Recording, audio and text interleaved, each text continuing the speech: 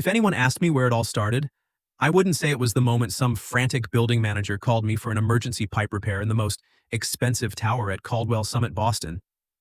I also wouldn't say it was the second I stepped into penthouse 48B and saw a woman in a gray suit sitting perfectly still in front of a ceiling that was leaking like it was the only honest thing left in her life. I would say it started with one stupid joke. I said it as a throwaway line, something dumb to cut through the heavy silence in that freezing apartment where even the sound of dripping water felt like it was scraping against your nerves. I never thought she would hold on to those words, carry them around all night like a hot coal in her palm, and then show up at my door before dawn.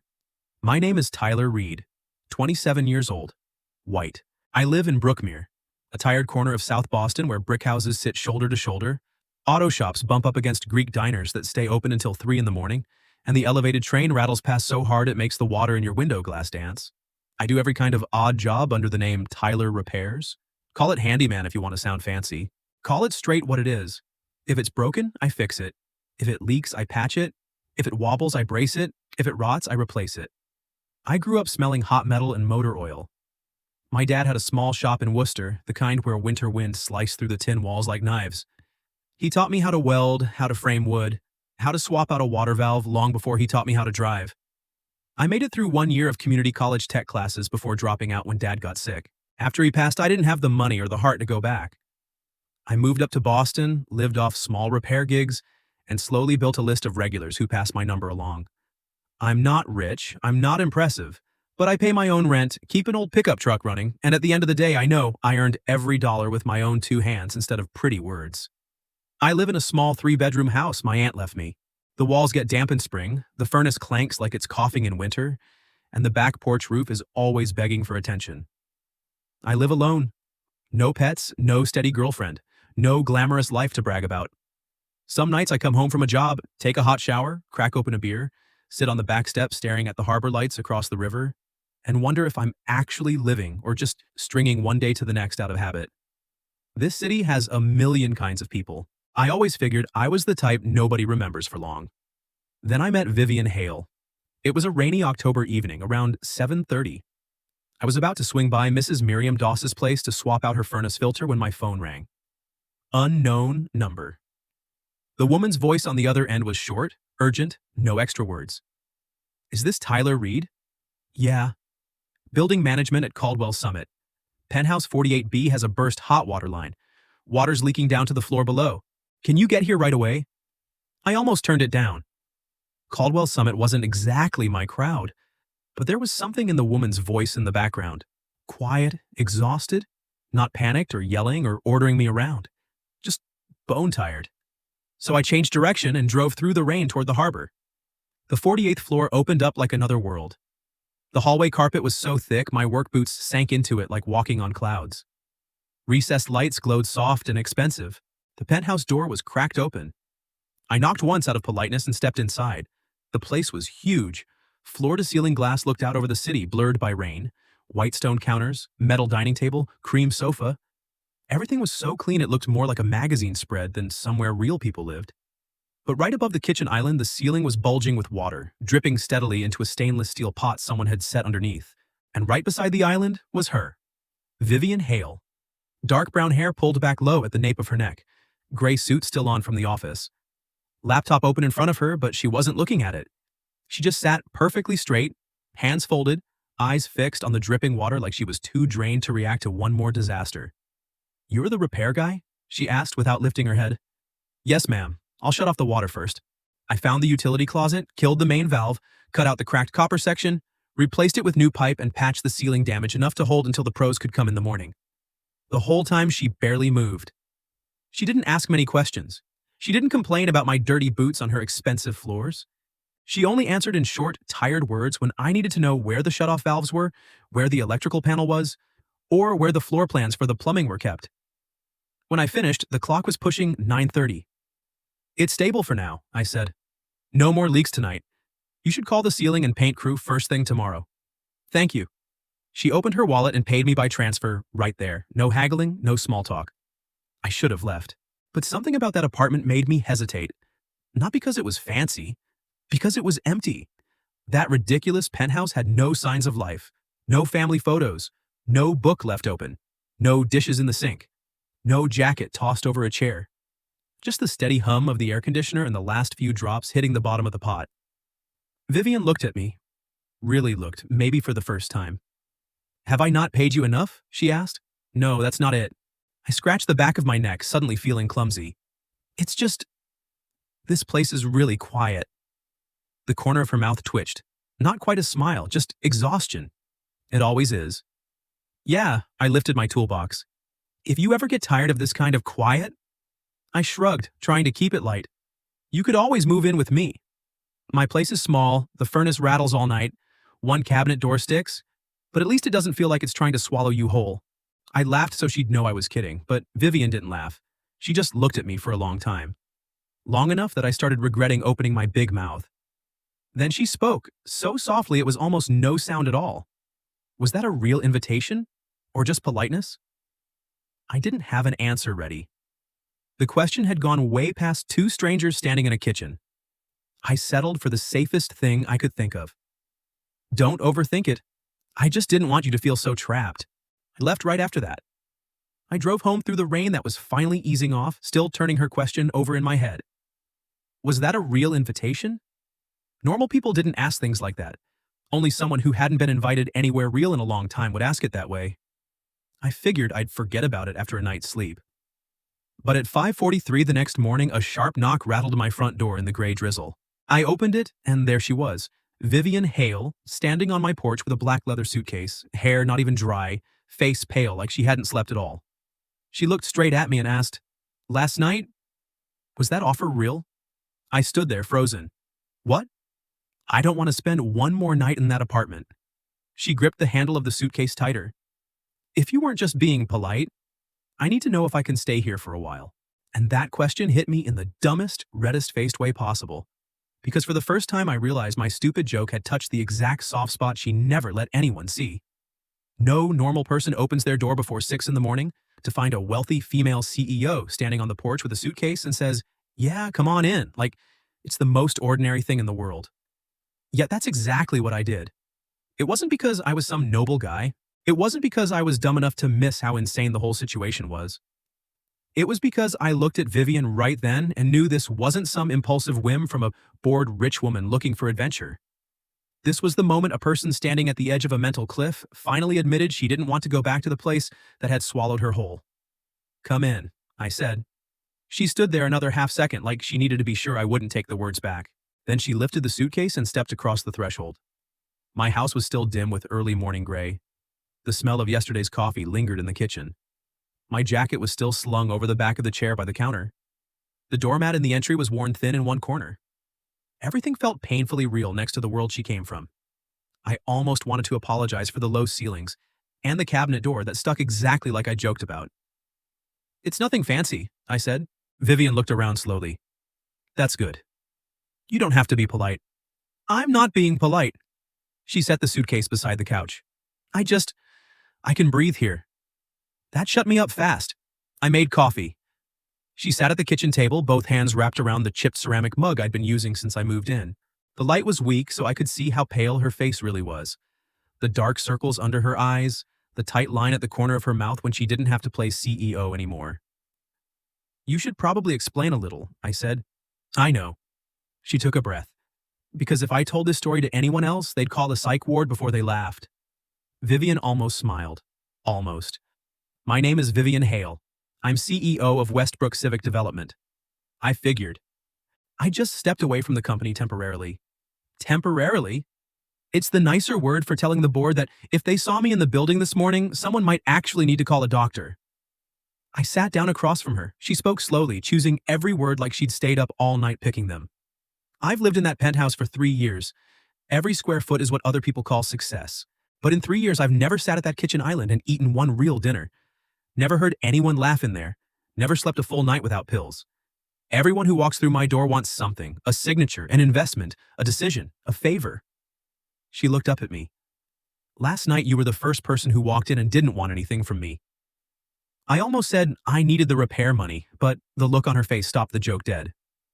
"I don't know what I'm doing," she went on. "I only know that if I woke up there again this morning, I probably wouldn't be able to stand it." I leaned back in my chair. So, how long are you planning to stay? Vivian took a sip of coffee and winced at the heat. 3 weeks. Very specific. I need a limit. Otherwise, this whole thing gets too crazy. What are you going to do for 3 weeks? Rest. She shook her head. No, not just rest. I want to figure out who I am when there's no 6 a.m. meeting dragging me out of bed. I should have said no. The house was small. I worked late. My life didn't have room for this kind of chaos. Instead, I asked, how much are you paying? Vivian blinked. Then, for the first time, she smiled for real. You saying that makes me feel safer. Good. Means you haven't completely lost your judgment. 400 a week. I was going to say 200. I showed up with a leather suitcase at 5 in the morning. I deserve the 400. I'm not arguing. We hammered out a half-joking, half-serious deal in under 2 minutes. She'd take the small bedroom at the end of the hall, handle her own stuff, not turn me into a maid. If either of us got weird, we'd say it straight. The first day felt completely strange.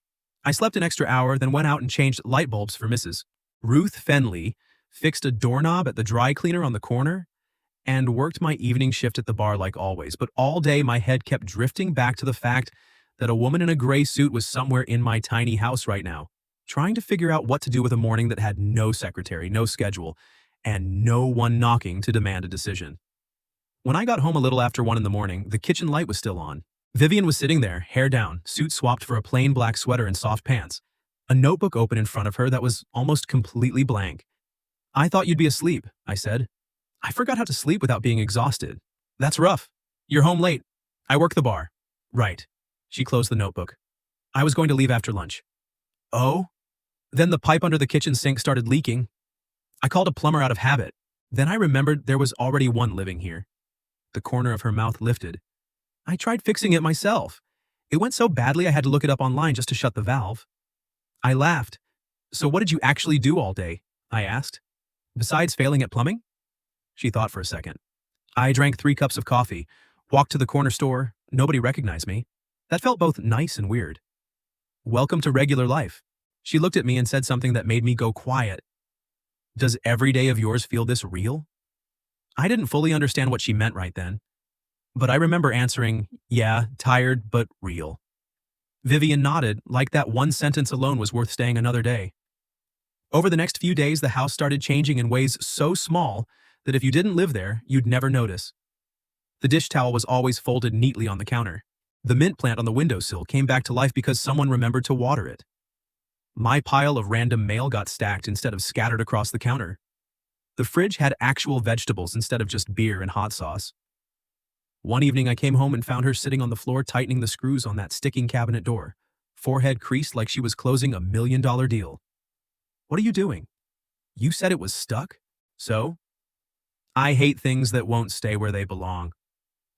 She said it like it was the most obvious fact in the world, then bent back down and kept working.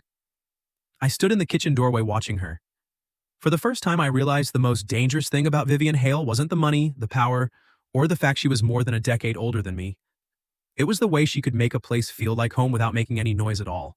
By the end of the second week, I knew this wasn't a room rental agreement anymore. Vivian wasn't just staying in my house. She was learning the rhythm of it. Mornings she woke before me. I'd come downstairs to find the coffee already brewing, stronger and darker than I usually made it because after 3 days she'd figured out I liked it thick enough to stand a spoon in. She never said anything about it. She just left the pot on the warmer and went back to whatever quiet thing she was doing. Afternoon she changed into plain jeans and a sweater, walked to the corner store like any other person in the neighborhood, and came back with a brown paper bag of groceries instead of having them delivered by some service that charged extra for anonymity. Some days I'd get a cancellation and head home early, only to find her sitting on the back steps in the weak October sun, barefoot, reading a thick book on urban planning. She'd bought at the used bookstore 2 blocks away. I was pretty sure she hadn't opened anything like that in the penthouse for years. I started noticing the small things that told me who she really was when no one was watching.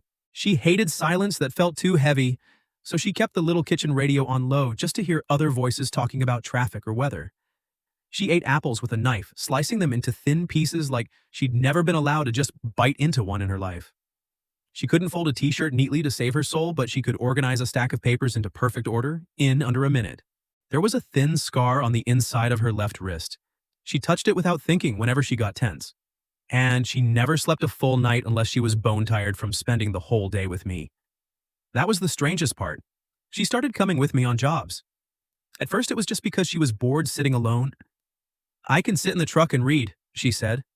I warned her about the smell of paint, drywall dust, and the screech of the drill. She answered that she'd once sat through 6-hour board meetings, so she'd survive. Pretty soon, she wasn't just sitting in the truck. She followed me inside Mrs. Fenley's place when I changed the doorknob. She handed me screws while I put a shelf back up at the old bookstore. She held the flashlight steady when I crawled under the sink in Mr. Russo's third-floor apartment. One chilly afternoon, I was fixing a loose step on the front porch of an elderly couple down the street. Vivian watched for a minute, then sat down right beside me on the cold wood and asked, "Can you show me how to fix this?" I looked at her, almost laughed. "The CEO wants to learn how to swing a hammer?" "I used to manage a $70 million budget," she said, dead serious. "That doesn't help much with keeping your fingernails pretty." "Then teach me anyway." So I did. I showed her how to position the nail, how to keep her wrist straight, how to let the force come from her shoulder instead of just her hand. The first swing missed and she clipped her own finger. She let out a small, very real curse under her breath that made me turn away so she wouldn't see me grinning. "You're laughing at me," she said. "I'm trying not to let you see it." Failing. But she kept going, one nail, then another. The look of stubborn concentration on her face was more attractive than any expensive suit I'd ever seen her wear. That night we sat at the kitchen table eating takeout pasta. I finally asked the question that had been sitting in my chest for days. "You really walked away from everything just because you were tired?" Vivian was quiet for a few seconds, twisting the cardboard container in her hands. "At first I thought that was it," she said. "But then I realized tired was only the symptom. What's the real reason?" She looked down at the scar on her wrist. "I grew up in a house where achievement was the only language love came in. My father never hit me, never yelled, never ignored me. He just loved me most on the days I was the best in the room." A small, bitter smile. "I learned very early that my worth was measured by my performance." I didn't interrupt. After college, I climbed fast. Married a man who believed success was a religion too. We looked perfect on paper. Then the doctor told me I couldn't have children. I stopped chewing. Vivian kept her voice even, but it hurt to listen. "He didn't leave me that same day. Men like him don't make themselves look that bad. He stayed long enough to call it a shared challenge, then started sleeping with his assistant who was 9 years younger. She could give him what he thought a wife was supposed to provide." I set my fork down. "Bastard?" She looked at me, and for once her smile reached her eyes even though it was sad. Everyone else usually says it more politely. "I fix things with my hands. I don't get paid to be polite." That night was the first time Vivian laughed with her whole face. But the thing that stayed with me longest was what she said next. After that, I stopped letting anyone get deep enough into my life to measure my value by the things I lacked. The story lived in my head all night. The next morning I came downstairs and saw her standing on the back porch wearing one of my old sweaters, hair in a loose bun, practicing swinging the hammer on a scrap piece of wood just so she wouldn't forget the motion. Right then, I understood that whatever was happening between us had already slid somewhere neither of us could control for much longer. The city decided everything had to move to the next stage. Not me, not Vivian. The city. It started with a black sedan that sat too long at the curb outside my house on a Thursday afternoon. I noticed it while I was loading tools into the truck. Tinted windows, engine idling, no one getting out. It stayed for 40 minutes. Then it was gone. 2 days later it was back, parked farther down the block like whoever was inside thought they were being subtle. Then came the email I saw by accident when her laptop was open on the kitchen counter. The subject line glowed in bold. "Board escalation. Immediate return required." I didn't read the body. I didn't need to. The way Vivian slammed the lid shut when she caught me glancing told me enough. After that, the phone call started. She'd step into the backyard every time the screen lit up with the name Gideon Marr. She'd answer in a low, clipped voice, then hang up fast. By the third night, she was staying up until 3 or 4 drinking black coffee even though her hands shook when she lifted the mug. She turned the phone face down the second his name appeared, like the sight of it burned her. "Who is he?" I finally asked one evening while I was tightening the faucet under the sink. Vivian stood at the counter, fingers gripping the edge until her knuckles went white. "Interim board chairman." I waited. She didn't volunteer more at first. Then she exhaled, like she'd been holding it for days. "And the man who thinks I belong to the company more than I belong anywhere else." That night she told me the rest. Westbrook Civic Development wasn't just her job. It was the family legacy. After her father died, she took the CEO seat at 33, surrounded by a board of older men who believed they were giving the little girl a chance. She'd fought for 7 years to prove she wasn't just wearing the Mercer name in a skirt. Gideon Marr was the kind of man who smiled softly and still believed women should only lead when it was convenient for the men in the room. "He calls my time away a temporary psychological episode," she said, staring into the dark beyond the back door. "He says I've let myself drift from the mission." "Because you're staying in a handyman's house in South Boston?" She gave a dry half-smile. "He doesn't know the details yet, but he will." 2 days later it happened. A short item in the local business section didn't name me, but it named the neighborhood. CEO reportedly sheltering in a working-class area south of the city. It didn't take long for people to connect the dots. My buddy Nate texted me the link with a single line. "Dude, you're famous now." Mrs. Fenley asked me the next morning if the woman in the black sweater who bought milk at the corner store was the same one in the article. Vivian read it, went pale, then closed the laptop with a soft click. "I'll leave," she said. I was under the sink again, wrench in hand. I sat up so fast I banged my head on the pipe. "What?" "I'll go to a hotel or rent something else. I'm not letting this spill onto you. I don't need you deciding for me." "You don't understand." She turned fully toward me, voice cracking for the first time. "Men like Gideon don't just come after me. They go after anyone who makes me look weak. Your job, your life, everything. I won't watch another person pay for standing too close to me." That was when I finally got it. Every choice she'd ever made had been filtered through the fear that people would have to suffer for simply existing near her. "I'm not going anywhere," I said. Vivian closed her eyes. "Please don't make me beg." "Then don't beg. Tell me the truth." She opened her eyes, anger and exhaustion mixed together. "The truth is I'm scared." "Scared of what?" "Scared that if you stay beside me now, one day you'll wake up and realize I'm not worth the mess." She laughed, dry and broken. "Scared you'll look at me the way my ex-husband did, the way the board does, like an emotional investment that stopped returning profit." I dropped the wrench on the counter with a clatter. "Vivian!" She wouldn't look at me. Look at me. It took her a few seconds, but she finally did. "I'm not your ex-husband." "I know."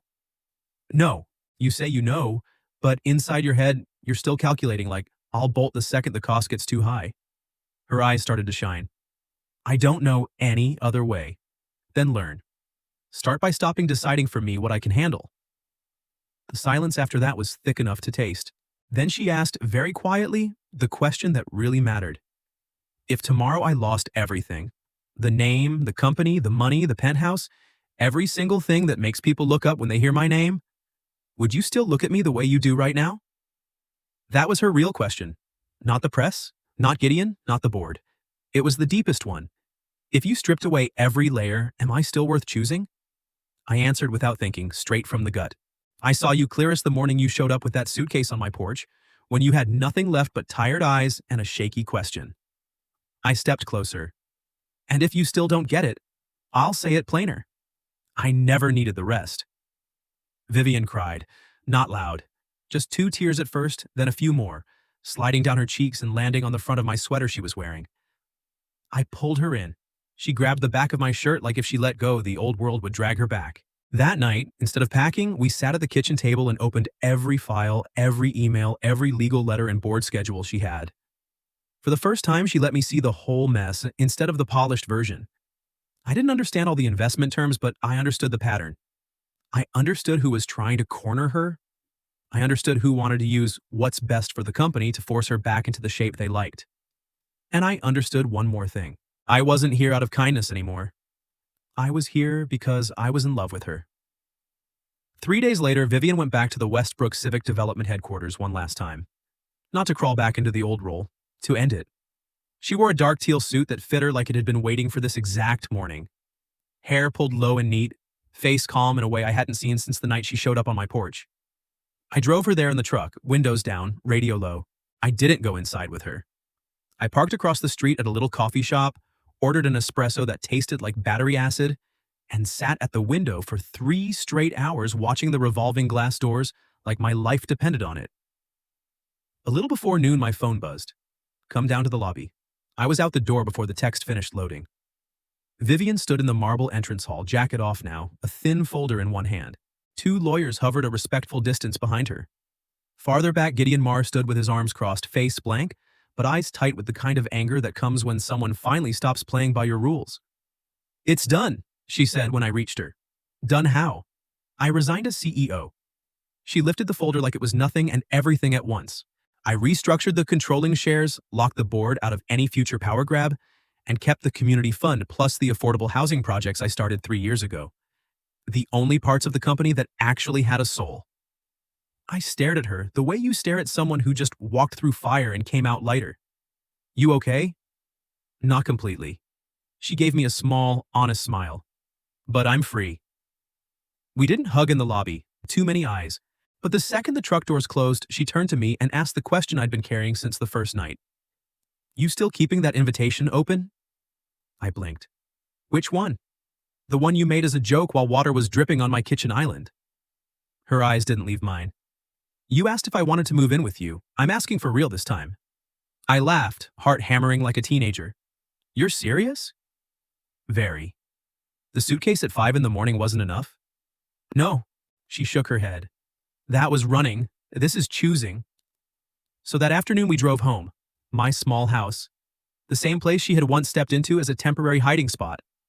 Now she carried 2 more suitcases up the porch steps like they belonged there. There was no dramatic music, no fireworks. Just the smell of old wood, sunlight cutting through the kitchen window, the distant rumble of a delivery truck, and 2 people who had gone the long way around to reach the simplest truth. They didn't want to be anywhere else. The months that followed weren't perfect. I still worked with my hands. She started taking consulting projects, but only the ones that didn't swallow her whole. We argued about her leaving the laptop on the dinner table. I caught hell for tossing my jacket over the chair every night. She learned how to use the drill without swearing. I learned how to read a budget spreadsheet without wanting to throw it across the room. We split grocery runs, painted the spare bedroom together, replaced the back screen door, and cooked dinners that were sometimes great and sometimes a quiet disaster. But the biggest change wasn't in the routine. It was in her. Vivian stopped flinching when her phone rang after 10 at night. She stopped apologizing for asking me a small question. She stopped looking at my kitchen like she was afraid she didn't have permission to belong in it. One early winter evening, I was scraping old paint off the window frame while she sat at the table going over blueprints for a new community space. She suddenly said my name. Tyler. Yeah? Do you know which sentence stuck with me the most since the day I moved in? I kept scraping. Not the moving in joke, I hope. She smiled softly. No, the one you said in the kitchen that night. I never needed the rest. I set the scraper down and turned to her. Vivian folded the blueprints. My whole life I've been looked at like a total value: name, company, money, age, ability to have kids, appearance, performance. Everything added up to what I was worth to other people. She took a slow breath. You're the first person who ever made me believe someone could just want me, exactly as I am. I walked over and rested my hip against the table right in front of her. Maybe because I've never been any good at that kind of math. No. She reached up and touched my jaw. Because you're kinder than you think you are. I leaned down until our foreheads almost touched. And you're a lot less terrifying than the whole city seems to think. Only with you. Then she looked up at me, eyes steady and sure, and said the words that had been waiting between us for months. I love you. I smiled, completely undone. You know, from the second you stood on my porch asking if that offer was real, I was already a goner. Doesn't sound very romantic. Then let me do it right. I brushed my thumb across her cheek. I love you too, and I think I've loved you since before I even understood what I was getting into.